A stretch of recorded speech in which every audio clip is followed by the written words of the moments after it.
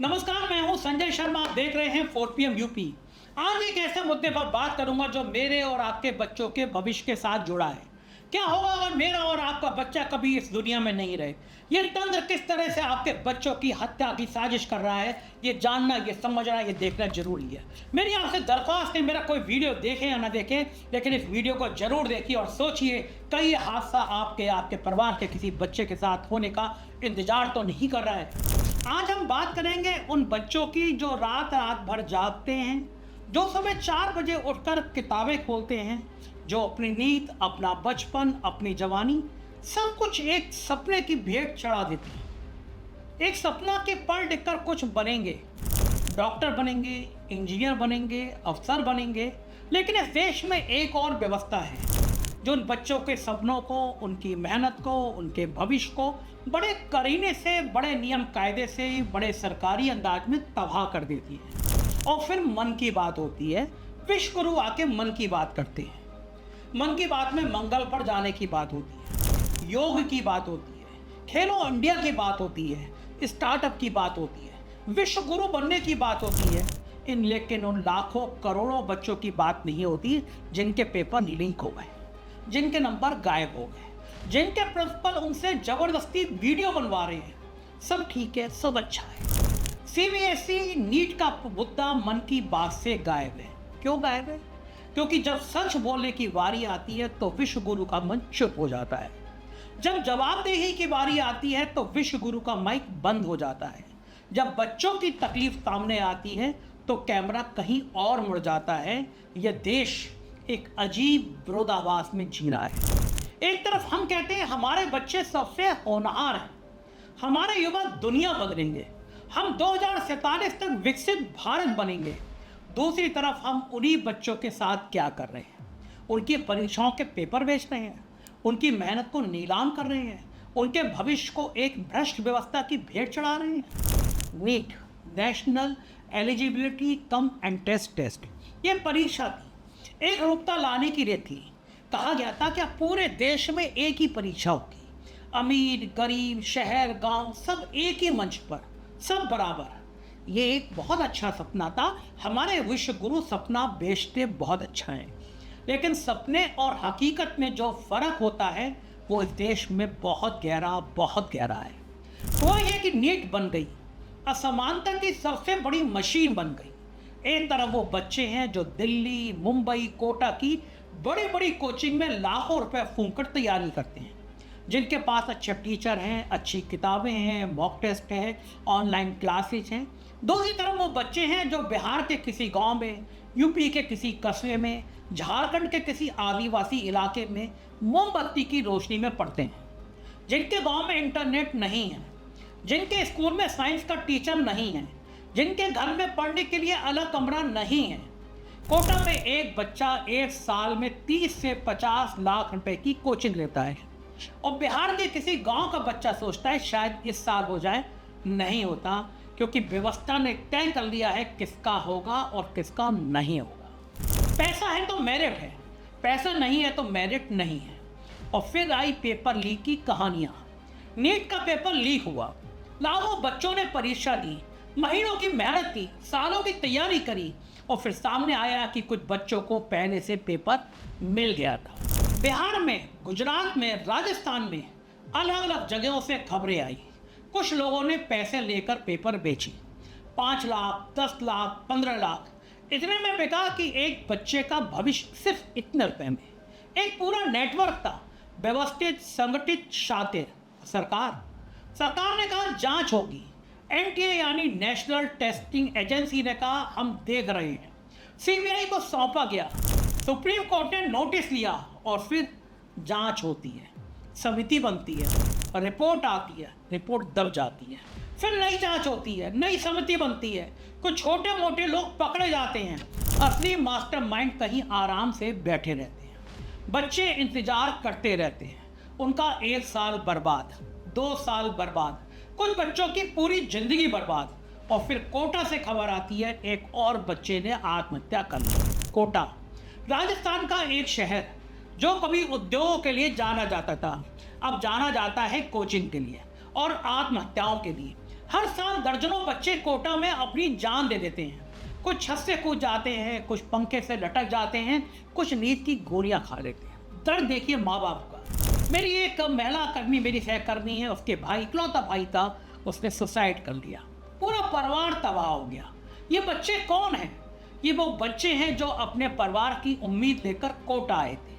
माँ बाप ने जमीन बेची, कर्जा लिया, भैंस बेची, बकरी बेची, बेटे को कोटा भेजा, डॉक्टर बनाने के लिए भेजा, इंजीनियर बनाने के लिए भेजा, और बेटा एक छोटे से कमरे में बंद है। सुबह से रात तक पढ़ाई कर रहा है, coaching class, homework, mock test, और फिर नतीजा रैंक नहीं आई। दोबारा कोशिश करो, 1 साल और। माँ बाप का कर्जा और बढ़ा, उम्मीद और टूटी, और फिर एक दिन बच्चे ने तय किया अब नहीं, अब जिंदगी ही नहीं, खत्म कर लूंगा अपने आप को। यह कोटा की कहानी नहीं, यह उस पूरी व्यवस्था की कहानी है जो बच्चों को इंसान नहीं, एक परीक्षा की मशीन समझती है, जो बच्चों से कहती है तुम्हारी कीमत तुम्हारी रैंक है, तुम्हारी अहमियत तुम्हारे नंबर है, नंबर नहीं आए तो तुम किसी काम के नहीं। ये बच्चों के साथ अपराध है, खतरनाक अपराध है, और यह अपराध हर साल होता है। हर साल दर्जनों बच्चे मरते हैं, हर साल खबरें आती है, हर साल सरकार कहती है हम कुछ करेंगे।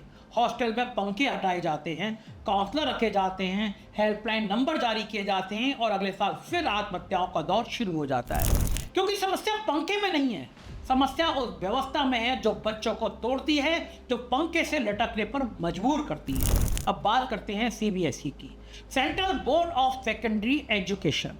यह बोर्ड देश के लाखों बच्चों और करोड़ों बच्चों के भविष्य का जिम्मेदार है। लेकिन ताज़ा खबर यह है कि सीबीएसई ने स्कूल के प्रिंसिपलों पर दबाव डाला कि वीडियो बनवाओ, वीडियो में कहो हमारे स्कूल में सब ठीक है, बच्चे खुश हैं, व्यवस्था दुरुस्त है, सीबीएसई बहुत अच्छा काम कर रहा है। यानी प्रोपेगेंडा, सरकारी प्रोपेगेंडा, और वो भी स्कूलों के जरिए, बच्चों के जरिए। सोचिए जरा, जो संस्था बच्चों को सच बोलना सिखाती है, जो संस्था बच्चों को नैतिकता का पाठ पढ़ाती है, जो संस्था बच्चों को सिखाती है झूठ मत बोलो, ईमानदार रहो, वही संस्था अब प्रिंसिपलों से झूठ बोलवा रही है। और प्रिंसिपल वो क्या करे? नौकरी बचानी है, तबादले का डर है, शोकॉज नोटिस का डर है, तो वो कैमरे के सामने खड़े होते हैं, मुस्कुराते हैं, कहते सब अच्छा है, और पीछे बच्चे हैं जिनके पेपर लीक हुए, जिनके नंबर गलत आए, जिनकी परीक्षा रद्द हुई, जिन्हें दोबारा परीक्षा देनी पड़ी बिना किसी गलती के, जिन्होंने महीनों तैयारी की और फिर से करनी पड़ी, जिनके माँ बाप ने दोबारा फीस भरी, दोबारा छुट्टी ली, दोबारा बच्चे को परीक्षा केंद्र तक पहुँचाया। यही है सीबीएसई का नया पैतरा। समस्या सुलझाओ, समस्या को छुपाओ, जितना हो सकता है उतना छुपाओ, जवाबदेही मत लो, जवाबदेही का नाटक करो, असली सवालों का जवाब मत दो, कभी मत दो, नकली जवाबों का वीडियो बनाओ। पेपर लीक कोई नई बात नहीं है, ये देश में दशकों से चल रहा है, लेकिन अब ये एक पूरी तरह से संगठित उद्योग बन चुका है। बिहार में पेपर लीक हुआ, राजस्थान में पेपर लीक हुआ, उत्तर प्रदेश में पेपर लीक हुआ, मध्य प्रदेश में पेपर लीक हुआ, नीट का पेपर लीक हुआ, यूजीसी नेट का पेपर लीक हुआ, यूपीपीएससी का पेपर लीक हुआ, पीपीएससी का पेपर लीक हुआ। ये कोई सहयोग नहीं है, ये एक व्यवस्था है। इसके पीछे पूरी मशीनरी है, एक नेटवर्क है जिसमें छापे खाने के लोग हैं, ट्रांसपोर्ट में लगे लोग हैं, परीक्षा केंद्रों पर बैठे लोग हैं, कोचिंग संस्थानों से जुड़े लोग हैं, और शायद, बहुत शायद नहीं, ऊपर तक पहुंचे हुए लोग हैं। पेपर लीक का धंधा कैसे चलता है ये समझना जरूरी है। परीक्षा तय होती है, लाखों बच्चे फॉर्म भरते हैं, सरकारी मशीनरी पेपर छापती है, पेपर को सील बंद लिफाफों में भेजा जाता है, और इसी सफ़र में छापे खाने से लेकर परीक्षा केंद्रों तक कहीं ना कहीं सील टूट जाती है, पेपर निकल जाता है, व्हाट्सएप पर आ जाता है, टेलीग्राम पर आ जाता है। जिनके पास पैसा है वो पेपर खरीद लेते हैं, 5 लाख 10 लाख कीमत लगती है, लेकिन अगर डॉक्टर बनना है तो 5 लाख सस्ता लगता है। जिनके पास पैसा नहीं है वो रात भर जागकर पढ़ते हैं, अगले दिन परीक्षा होती है, जिसने पेपर खरीदा वो पास, जिसने मेहनत की वो शायद पास, शायद नहीं। और यही है इस देश की मेरिट, और इसी मेरिट पर गर्व किया जाता है। अब बात करते हैं राज्य सरकारों की। ये सोचना गलत होगा कि यह सिर्फ केंद्र सरकार की समस्या है, राज्य सरकारें भी उतनी ही जिम्मेदार हैं, बल्कि कई मामलों में राज्य सरकारें ज़्यादा जिम्मेदार हैं। बिहार में शिक्षा का हाल किससे छुपा है? वहाँ बोर्ड परीक्षाओं में नकल का जो खुला खेल होता है, लगातार होता है, वो पूरी दुनिया देखती है। दीवारों पर चढ़कर नकल कराने की तस्वीरें वायरल हुई हैं और सरकार ने कहा ये विपक्ष की साजिश है। गजब बात है, सरकार आपकी साजिश विपक्ष कर रहा है। आप कहाँ हैं? आप होश में नहीं हैं, आप बेहोश हैं, आपको पता ही नहीं। उत्तर प्रदेश में हर साल किसी ना किसी भर्ती परीक्षा का पेपर लीक होता है। यूपीपीएससी, यूपीटीटी, पुलिस भर्ती बोर्ड, कहीं ना कहीं कोई ना कोई, और हर बार वही होता है, जांच होगी, कार्रवाई होगी और हर बार नतीजा कुछ नहीं। राजस्थान में शिक्षक भर्ती परीक्षा का पेपर लीक हुआ। हजारों युवाओं ने परीक्षा दी थी, परीक्षा रद्द हुई, फिर से परीक्षा हुई, फिर से विवाद हुआ, बच्चे सड़क पर उतरे, पुलिस ने लाठियां चलाई।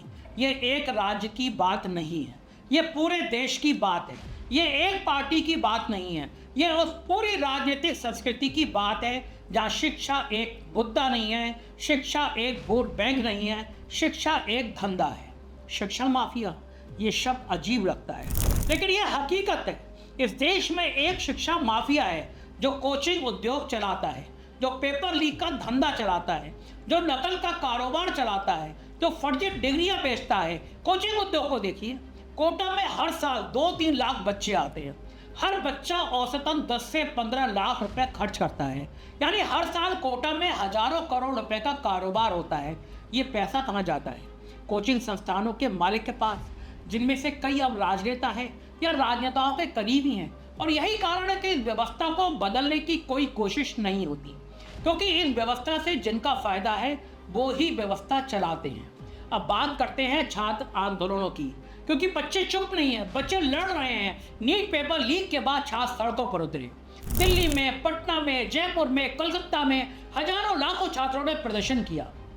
उन्होंने मांग की परीक्षा रद्द करो, दोबारा परीक्षा लो, एनटीए को भंग करो, जो दोषी है उन्हें सजा दो।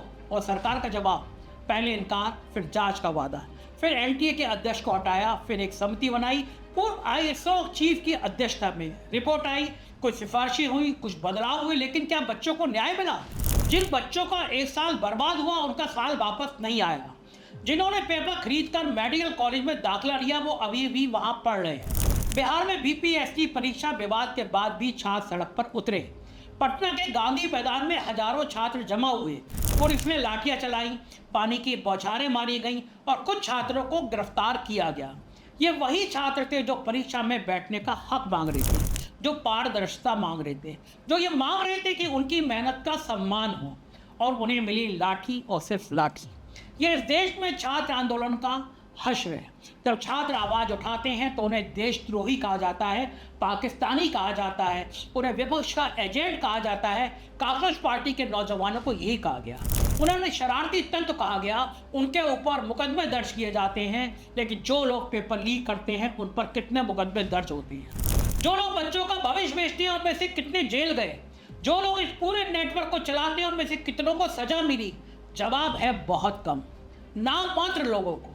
अब बात करते हैं उस ध्यान भटकाने की कला की। जब नीट का पेपर लीक होता है तो प्राइम डिबेट टीवी पर बहस होती है आम के निर्यात पर, आप बात होती है हिंदू मुसलमान के बवाल पर, बात होती है बकरा काटने पर। जापान ने भारतीय आम पर रोक लगाई, ये खबर है, लेकिन ये खबर उतनी बड़ी नहीं है जितनी बनाई जाती है। क्यों बनाई जाती है? क्योंकि जब आप आम की बात करते हैं तो बच्चों की बात नहीं होती, जब आप हिंदू मुसलमान की बात करते हैं तो बच्चों की बात नहीं होती। जब सीबीएसई के प्रिंसिपल झूठे वीडियो बनाते हैं तो खबर चलती है किस नेता ने क्या पहना, किस मंदिर में क्या हुआ, किस देश के साथ हमारे रिश्ते कैसे हैं। जब बच्चे कोटा में मर रहे होते हैं तो सोशल मीडिया पर ट्रेंड होता है कोई और मुद्दा, कोई और विवाद। ये ध्यान भटकाने की कला है, ये सरकार ने बहुत माहिर होकर, बहुत हुनरमंद होकर सीखी है। और सिर्फ इस सरकार ने नहीं, पिछली सरकारों ने भी ऐसे ही किया है। ये एक राजनीतिक परंपरा है, जब असली मुद्दा सामने आए तो नकली मुद्दा खड़ा करो, जब बच्चों के सवाल उठे तो राष्ट्रवाद की बातें करो, जब शिक्षा की बात हो तो धर्म की बात करो। और मीडिया, गोदी मीडिया, वो इस खेल में बराबर का भागीदार है, ज़्यादा गुनाहगार है। जिन चैनलों पर बच्चों के मुद्दे उठने चाहिए वहाँ दूसरी बातें होती हैं, हिंदू मुसलमान के फसाद की बातें होती हैं। जिन अखबारों में शिक्षा व्यवस्था की धज्जियाँ उड़ाई जानी चाहिए वहाँ सरकारी विज्ञापन छपते हैं, विश्व गुरु के विज्ञापन छपते हैं। यही वजह है कि बड़े बड़े लोगों को मुख्यधारा की मीडिया छोड़नी पड़ी।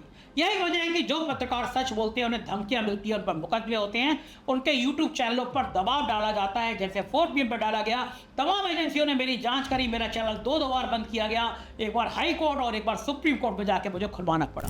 लेकिन जनता जाग रही है। इसलिए यूट्यूब पर स्वतंत्र पत्रकारिता को इतने करोड़ लोग देखते हैं। 3 साल तक लगातार 4PM नंबर 1 पर इसलिए रहा क्योंकि मैं ऐसे मुद्दे उठाता हूं जो उठाने चाहिए। इसलिए मुख्यधारा मीडिया की विश्वसनीयता गिरती जा रही है। जनता समझती है कि जब कोई बड़े चैनल किसी मुद्दे को नहीं उठाते तो वो मुद्दा जरूर उठाने लायक है। तो सवाल यह है, आगे क्या होना चाहिए? पहली बात, पेपर लीक के लिए कड़ा केंद्रीय कानून बनना चाहिए। जो पेपर लीक करे उसे 10 साल की जेल, कोई जमानत नहीं, कोई माफी नहीं, और जो राजनेता या अधिकारी इसमें शामिल हो उसे भी उतनी सजा। दूसरी बात, MTU को पूरी तरह पारदर्शी बनाना होगा। परीक्षा की पूरी प्रक्रिया पेपर बनाने से लेकर नतीजे आने तक हर कदम पर निगरानी होना चाहिए, स्वतंत्र ऑडिट होना चाहिए। तीसरी बात, नीट की व्यवस्था पर गंभीरता से पुनर्विचार करना होगा। जो व्यवस्था गरीब बच्चों को पहले दिन से ही बाहर कर देती है वो व्यवस्था न्याय संगत नहीं है। या तो कोचिंग के बिना भी बच्चे बराबरी से तैयारी कर सके, या फिर ऐसा ढांचा बनाइए, या फिर इस व्यवस्था को बदलिए। और चौथी बात, कोटा और दूसरे कोचिंग शहरों में बच्चों की मानसिक सेहत के लिए गंभीर कदम उठाने पड़ेंगे। हेल्पलाइन नंबर काफ़ी नहीं है। उन बच्चों को इंसान की प्यार की जरूरत है, किसी ऐसे इंसान की जो सुने, समझे और बताए। तुम्हारी कीमत तुम्हारे रैंक से नहीं नापी जाती, नहीं मापी जाती। और पांचवी बात, सबसे जरूरी बात, ये सोचना होगा कि हम किस तरह की शिक्षा चाहते हैं। क्या हम चाहते हैं कि बच्चे सिर्फ परीक्षा पास करने वाली मशीन बने, या हम चाहते हैं कि बच्चे सोचें, समझें, सवाल पूछें, आगे बढ़ें?